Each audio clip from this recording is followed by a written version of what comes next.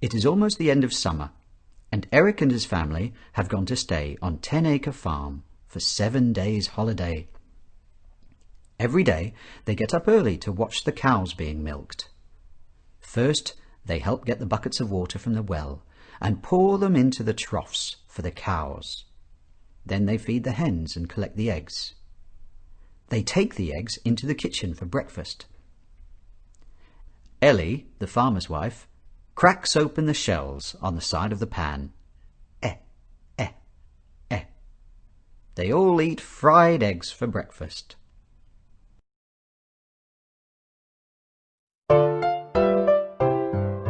Eggs in the pan,